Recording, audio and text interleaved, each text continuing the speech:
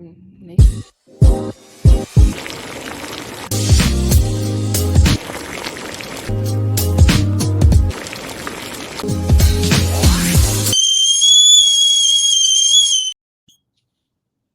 Hello, everyone, and welcome to the latest edition of Plan's What's the Tea, a show, we call it a segment or a podcast or a live stream where we talk about what's going on in Nevada, our government, and with local Nevadans. My name is Laura Martin, and I'm the Executive Director of Plan, the Progressive Leadership Alliance in Nevada, and I'm happy to be here today with Tara Webster. Welcome. Thank you. Thank you for Yes. having me. Of course. So today we're going to be talking about Women's History Month and, of course, the legislative session. And we are doing that because Tara is our new policy manager.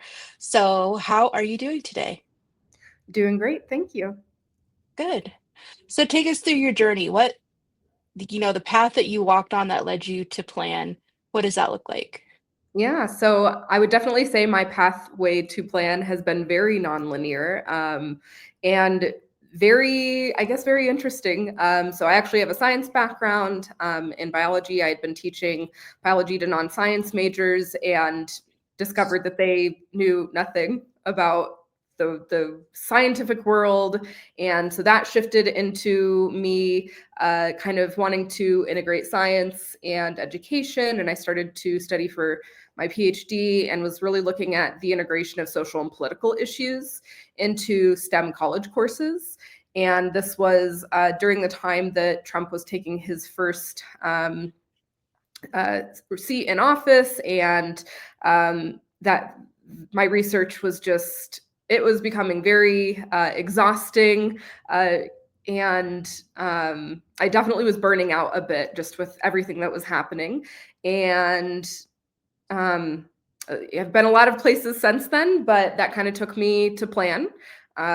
Kind of ran through running for city council. Even though that race wasn't successful, I was really fortunate to meet a lot of really wonderful people in my community and forge a lot of really strong relationships with a lot of the member partners for Plan. And that's kind of how I landed here, is just kind of meeting all of these great people. And I'm so proud that I get to work with them now. So Awesome. So I know this is your first session as a Plan policy manager, but I'm sure you've heard people say this session feels different. Um, I'm wondering, as a new person, what kind of sparked that fire for you to step into the policy arena, under a Trump presidency, a Republican governor, a not so great 2023 session where we got 75 bills vetoed. So what made you say, yeah, I want to be part of that? yeah, a lot of that transition was pretty organic from 2024, running for office and really sensing that there was, urgency for change here at the local level. But it just there was definitely a space, in the legislative session to make that change happen a bit faster than it seems like it was going to happen with local municipal politics. So really wanting to just jump feet first, head first into a space that hopefully in 120 days we would actually see some good policy put into place. Okay. Well, speaking of policy, it is Women's History Month. We have the nation's first majority female femme identified legislature, and I think it's up to 60% female now. Do you feel that women's issues are being addressed, or do you think it's kind of being swept under the rug? Yeah, there's actually, some lawmakers who are bringing a lot of really great legislation to the table and opening the door for policy that centers on women, on birthing people, on members of the LGBTQ community. And a lot of the policies that I'm seeing and bills that are being presented, I feel are very intersectional.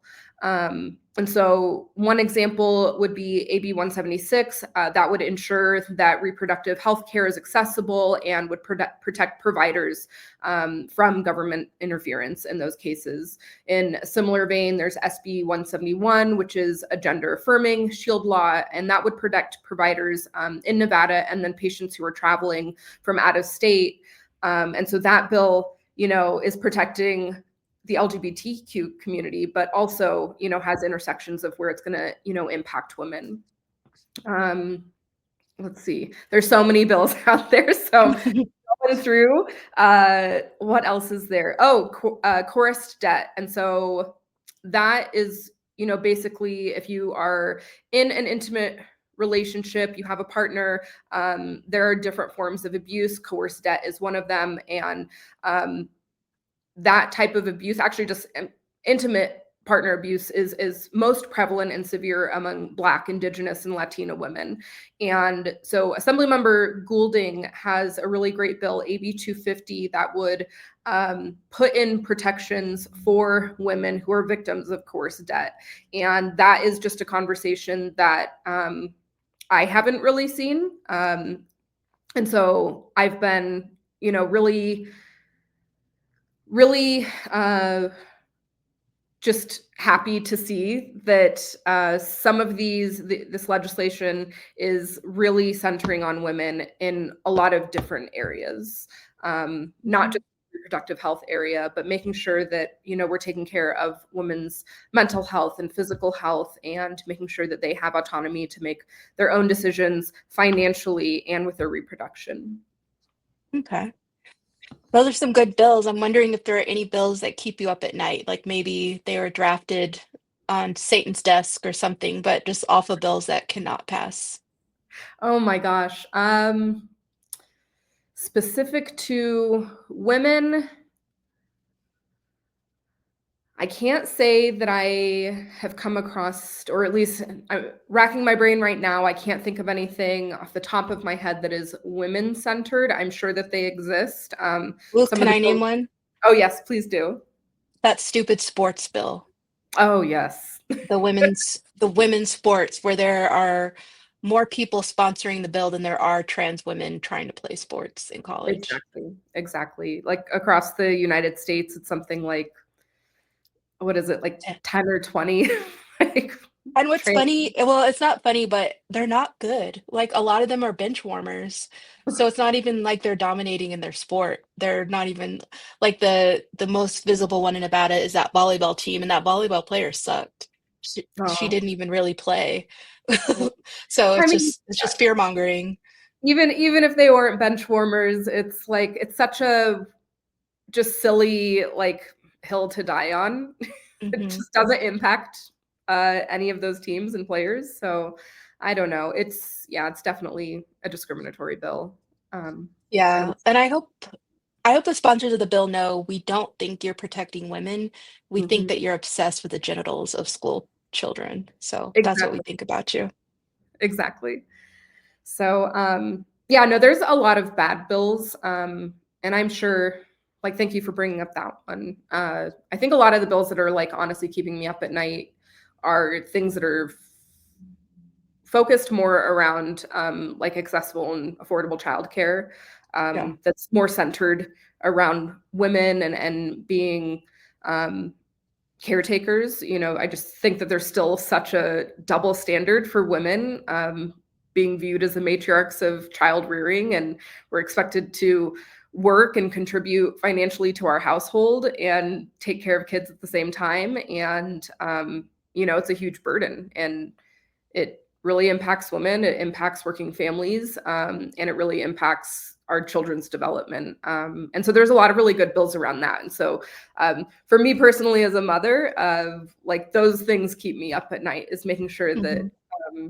that kids are, getting the care that they need, and that women are getting the protections that they need at work. And so there's some good bills that I can tell you about in that area. But yeah. No, that's really good. And I'm glad that Plan is a place to, we have a bunch of moms on our staff. There's Hmm. school pickups, there's kids that are sick. and we want to try to accommodate people. I can't imagine what it's like to do that and you work retail or fast food or a job that isn't as forgiving because you're right, women are expected to do so much, Mhm. including running around, taking care of the kids. Yeah, yeah. Um, yeah, and so, like, we know that when it comes to kids themselves, that, like, having access to truly early childhood education and pre-K is directly associated with, not only having higher math or reading skills, but, it's a big precursor to whether they're going to graduate high school and, continue and be successful in college. And so, Senator Canizaro has a really great bill that's coming through that would, open access and to universal pre-K, and like that's a really cool bill. Assemblywoman Anderson has AB 105, and that one would take away some of the restrictions for in-home childcare in HOA neighborhoods. And so, that's a space. We are in a childcare desert, so we should be making it more accessible for small businesses to operate, childcare in their homes, especially for younger kids, for infants. And then Assemblymember LaRue Hatch, she has a couple of bills that are centered around addressing paid family medical leave. So I think that those are just, examples of those areas of where women are at the forefront and families are at the forefront of some of this policy that's coming forward. Hmm. Yeah. So so we're talking about local legislation. I'm wondering on our federal side, Mhm. Republicans control the White House, the legislative branch, in some ways, the judicial branch. Do we see any federal policies having effect on what is going on in the legislature? I mean, other than I feel like the women in sports stuff is just national politics at its Mhm. worst. But do we see any other federal I don't know, effects on our legislative process? Yeah, of course. I mean, probably there's a couple of different areas that are like huge, and one of those is like the direct attack on DEI, right? And that doesn't just impact women or men or the LGBTQ community. It impacts people of color. It impacts individuals who are, handicapped or, rely on certain services. It just seems like it's a direct attack on every aspect, and the foundation of the United States. And yeah, that's a big one. Uh, Yeah. for the last few years, I mean, we've seen the attack on reproductive rights, and it seems like we're still going in circles there, Hmm. and who knows where it's going to end. Women deserve bodily autonomy and the fundamental freedom to choose contraception, to have access to safe legal abortions, deciding whether they want to start a family. And I think that all of that is definitely trickling down, from a federal level into state policy. And so that's where we're seeing some of those bills that I had mentioned earlier of trying to protect providers, um, who are working on some of those issues. Hmm. Yeah, definitely. Um, let's see. You kind of answered that question about, bills that could reshape women's lives, paid family medical leave. I think definitely that pre-K. So let's see. Beyond Women's History Month, what concrete actions can we take to turn this moment of celebration into lasting change for women's rights? Big question. Yes, big question. Kind of a generic answer, but honestly, just like continuing to be a part of those conversations, continuing to fight for your rights or to use your power and privilege to fight for others. And so, um, I don't know that that's like very unique or that I said that very eloquently, but like that we just have to make sure that we are staying in these conversations and that we are, um, keeping these issues up on a platform and at the forefront of all of the work that we're doing. Yeah, exactly. Let me throw in a random question. What's a good random question I can I can do a gotcha question. Just kidding. I won't do that.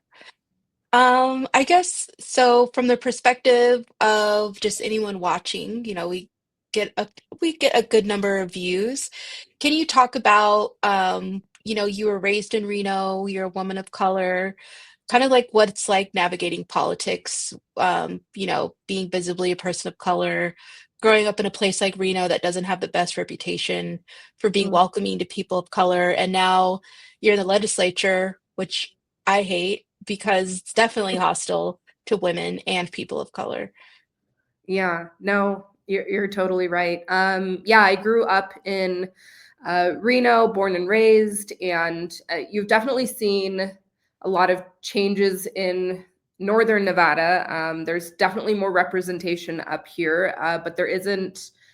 I would say specific to my view of the Black community up north is that there isn't as much of a tight knit community.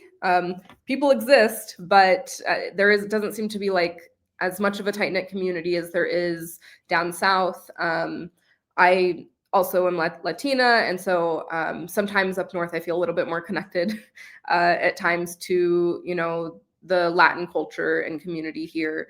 Um, in terms of politics, yeah, you definitely, I experienced that pretty heavily when I was running for city council. I was one of two Black women running, and we were both hoping to get a seat that had only really been held by one other Black woman in the history of Reno. So you can see how, like, diversity in that space didn't exist. And yeah, that was an interesting journey and something to experience. The legislature, I've been really comfortable in the building. And I think that is because there are other Black women who are lawmakers there, and I just really look up to them, and I think that the work that they do is really important, and I'm happy to have them um, representing Nevadans, and it makes me more comfortable in the building, at least. I've heard horror Mhm. stories, but it seems like this session hasn't been as aggressive as I've heard, being a Black person there or a brown person in the building. It's so far, things are okay. Good. I'm glad to hear that. I don't have to come up there. And beat anyone I up for me. know, I know. Cuss anyone out. They would deserve it. Well, I think we're going to get into our calls to action unless you have anything else that you want to add that popped up in your brain as we were going through our conversation. No, thank you for letting me ramble. No, you weren't rambling. That was good. This is a good introduction for a lot of our planistas who aren't able to go to Carson quite yet, but can still meet you this way. Yeah, and honestly, for everyone out there, like, there is nothing to be intimidated about. Please be involved. If you cannot come to Carson, like, there are other ways to be involved. I guess this goes back to the call to action of what you can do to stay involved. Past Women's History Month is, follow Plan on social media, follow all of the organizations that you're passionate about, and call in and give testimony by phone or write your representatives. There's a lot of different ways that you can stay involved that aren't intimidating. There's so many things that just can fit in whatever your comfort zone is. Yes. One thing that people can do on April 3rd is our legislative action meeting. And so getting an update on what's happening in Carson City and also meet other people who are wanting to be involved, either if you care about housing, the environment, women's issues, reproductive issues.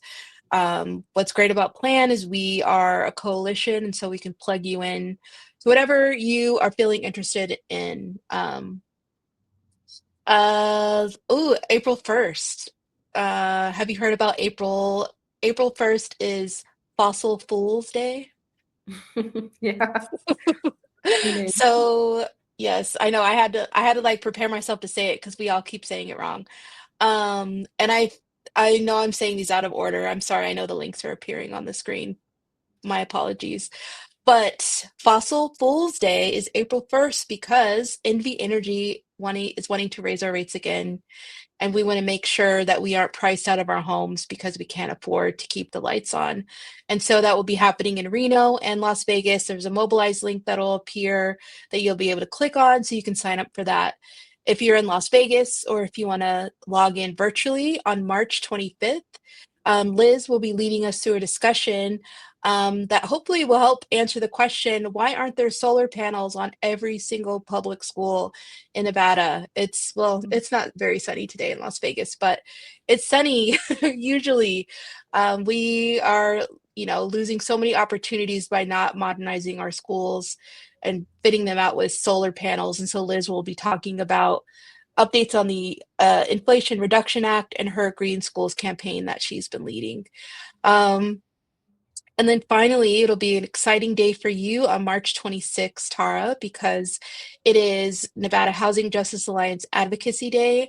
I almost feel like it should be Plan Advocacy Day because we are putting a lot of work behind the scenes. I've been paying buses and flights and all that fun stuff. Hopefully, the food will be ordered by this week, but we've been putting in a lot of work, and I know you have too, tracking down all of our housing bills, which I guess we could also say that that's a women's issue. Keeping a roof over your head, a Absolutely. habitable roof over your head with affordable rent is definitely a women's issue. I don't know if you ever got a chance to do court watching, but we would court watch an eviction court, and definitely what I always noticed, it was always women.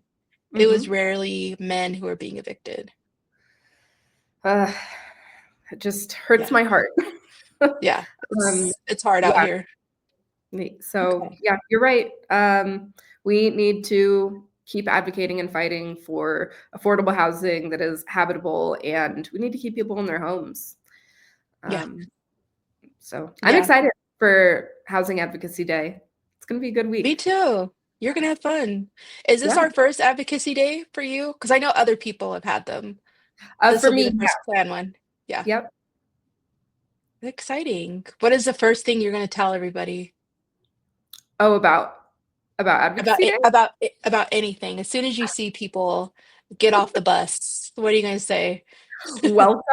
I'll probably get up to the bus. I don't know. I'm so happy that you're here, and you're fighting this fight with us. And I don't know. I don't know if I have anything Yes. planned out yet, but Yes. Well, that's good. That's a good start. that was the zinger. Um, Well, I thank you again, Tara, and you are doing a magnificent job up in Carson City. And I think you're also showing what I truly believe and why I do this work is that people belong and we belong at all the places where power is and decisions are being made. And so thank you for being that person that is showing our power in the building every week, every day, however often you go.